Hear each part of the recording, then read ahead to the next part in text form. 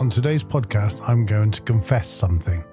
Something I've just done, and I cannot believe I'm going to confess to you. And I'm also going to answer the question, knowledge is worthless if... Well, it's not really a question, but I'm going to tell you why knowledge is worthless if you do not do something. But I confess, I've just opened up the web, and I've just gone to Amazon again, and it's just put up a book recommendation, and I bought it. And then I bought another book, and I bought the Audible to go with it, and I'm going to be really excited about reading it at some point. And I believe it's going to sort my life out.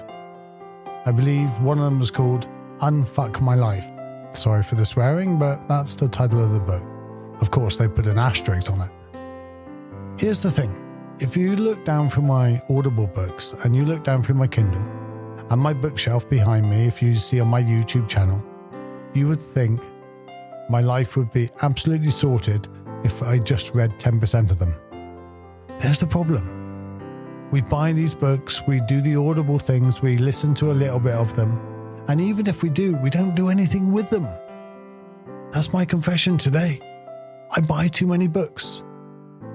I get them through. I have all the intention. And that's the thing. I believe everybody has the intention to sort their lives out, to become fitter, to become healthier. We do shopping online and we order the salads and we order the healthy options. And then when it comes to eating them, we're like, I'll just have that tonight. And we end up throwing away half of the salad. I may be projecting here. This may be just what I do. But it's like they've done a survey at some point. When we make a decision for our future time, we always tend to pick the options that are healthier and better for us. So if someone come up to you and said, what movie should we watch next Thursday night? You're more likely to pick a movie that you haven't watched, but you would like to watch, but it's not that stimulating. It's one of those movies that I should watch at some point. But if it's just Thursday night and it's about an hour to go and you say, what movie are we going to watch? We'll pick a comedy. We'll pick a light-hearted one. We'll pick an instant gratitude one as opposed to something that's a little more a documentary or a little more taxing, something that's going to make us think that we ought to watch. So when you go to buy a book, you tend to buy the books that's going to improve your life and things like that, and you tend to come home. But when it comes to sitting down and reading the book, you'll tend to flip through Facebook or YouTube because that's the thing that's going to pick us up in that moment, as opposed to the other way around. We're always after that instant pick me up, that instant, how do I feel better in this moment? I'm Steven Webb, and this is Stillness in the Storms. And although I talk about having a little more in life, it's also about self-improvement. It's also about working on ourselves and how can we have a better life ourselves, more freedom, and how do we become whole so we can deal with life's storms. That's what this podcast is all about. And today, knowledge is great. There's 3 steps to it. The book has the knowledge. We read the book, so then we have some of the knowledge. But then if you do not then practice the knowledge and put it into play, it's worthless. There's no point. The person that has the bookshelves and all the books has no advantage over the person that cannot read if you don't read them and put them in place. And even the person that reads the books and even the person that watches the documentaries, watches the self-help programs, buys the fitness videos, does all those things, if they don't put them into play, they've got no advantage over the person that doesn't even have books. They cannot read. They cannot. We have to do something with the knowledge that we gain. And it's like when I hit my rock bottom at the age of 40, I found myself single. I found myself totally with no money, no prospects, not knowing where to go or what to do. And I was sat in a shop doorway and I was bawling my eyes out. I was 40 years old. I was in an electric wheelchair that had just broke down, and I was crying like someone that had a complete breakdown. Well, I did have a complete breakdown. The chair had just broke, a wire had just gone through the tire, and I had no idea how to repair it, and I was there by myself, and I didn't know what to do. So I called my carer, and they come down and helped me and got me home. A security guard walked over and just squeezed my shoulder, and, I'm very thankful of him for that time, because I'm sure, I don't know whether he was deeply wise or just did not know what to say, but whichever way, his comfort was perfect. If there was ever a perfect moment of somebody just being there for somebody without having to say something, that was the perfect moment. I don't know who he was. I've never seen him again. Perhaps he didn't exist. Perhaps he wasn't even there. Perhaps it was just my own. No, I'm joking. He was real. I never go past that shop now without thinking about that Saturday afternoon when my life just, my whole body and everything, my mind and all said, do you know what? Fuck it, Stevie. I cannot do this for you anymore. I've been trying for 40 years. You got to do something with your life. And that was it. My rock bottom began. I look at it now as a gift. But then a few weeks later, I started reading books. And it's unusual for me because I never really read since school because I was labeled dyslexic when I was about 7 or 8 years old. And because I was labeled dyslexic at 7 or 8 years old, I never really put much effort into reading. Everything I read, I never really understood. My dyslexia was I would read a whole page and I wouldn't know what I just read. So I'd have to read it again and again and again. And I could read the words, I could read them out loud. A lot of the words would really mingle into one, and I would read it as the letters. I wouldn't read it as what they would really read. So, but that's going slightly off topic. So I spent most of my life just not bother reading. And suddenly at 40 years old, I was so desperate. And they say, when you're suffering enough, you do something about it. So that's why one of my teachers, Doshin, says, have you suffered enough? Because if you haven't, you won't do anything about it. And I guess that's part of this topic of this podcast. If you suffered enough, you'll not only go out and get the knowledge, you will also do something with the knowledge.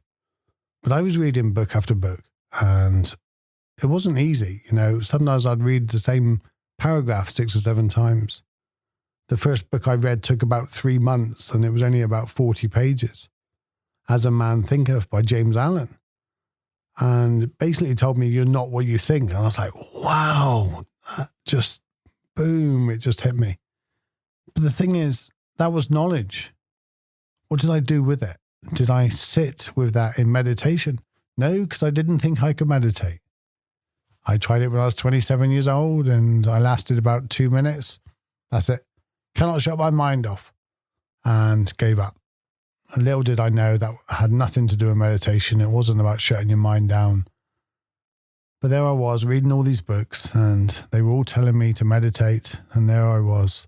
Here it is, the solution. And it's not there for me because I cannot meditate. So the perfect solution in all of these books, and it's not available for me. Well, when one person tells you something, you can kind of go, okay, I can dismiss it or not. When another person says, maybe there's some truth in it. But when every single book you read, you turn the page, meditate, meditate, meditate. At some point, you got to go, okay, there's got to be something in this. Everybody else cannot be right and I be wrong. So I started looking into meditation a little more. I started doing it. I did realize that, I thought for ages I was a terrible meditator. I wasn't. I was just somebody that was perfectly normal, that thinks quite a bit. My mind does its job perfectly fine. It thinks. It has a constant train of thought. Well, almost constant. That's what it feels like. Only to find out that's perfectly normal. That's what the mind is designed to do, just like the heart. The heart is a constant beating. Good. It means you're alive. You won't want your heart to stop beating. So you don't want your mind to stop thinking. So there I was, learning that meditation wasn't about stopping the thinking. It was about understanding the thinking. It was about gaining knowledge of what's happening in your body and what's happening around us, seeing the truth of things. And when you see the truth of things, you can then do something with it. But that knowledge of understanding that, unless you're putting it into practice, the knowledge of how to be compassionate is worthless unless you are compassionate, unless you put it into practice.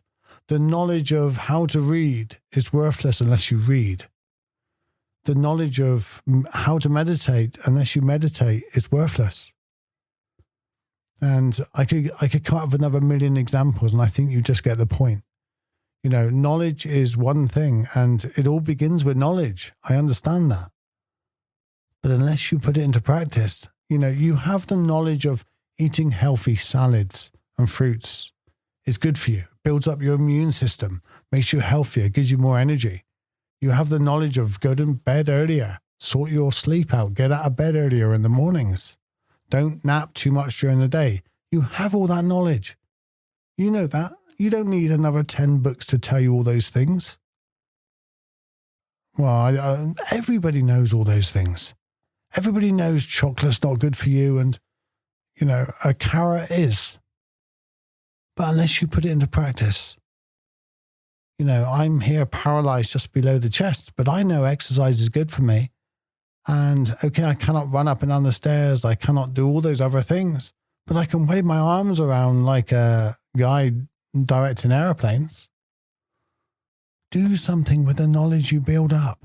Don't just read the next book and then put it down and move on to the next book because you think the next book is going to sort your life.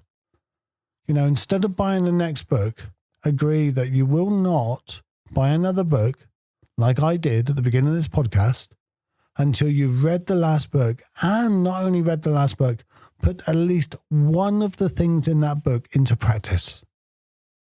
Now, of course, I'm talking about non-fiction here. You know, if it's fiction and the book is the book is like, it's a story. That's a little bit different. But I'm talking about self-help books. I'm talking about meditation books and knowledgeable books, things that grow us and open us and gives us more knowledge in the way that we can improve our lives. Unless you put one of those things in practice, don't bother buying another book. Make that a rule. Make that a golden rule that I have to read the previous book, and not only read the previous book, I have to put at least one thing into a habit on a daily basis. Knowledge is worthless if you do not do that. You know, you can know how to solve every problem in the world. Unless you actually put it into practice, it's worthless. You're no better than the person that doesn't even bother reading or doesn't even bother doing anything. Okay, lecture over. And this is, you know, this podcast is as much aimed directly at me as what it is at you, okay? I'm not just making out that you're building all this knowledge and not doing anything with it, although that is the motivation here. Do something with it. Stop reading book after book. Stop going through YouTube after YouTube video, unless you're going to put it into practice. And that is my lesson for myself for today, and hopefully you get something out of it as well. Take care, guys. I'm Steven Webb. You can check out other things I do on stevenwebb.com, spelled with a V. Take care. Love you guys. Thank you for spending the time here with me today.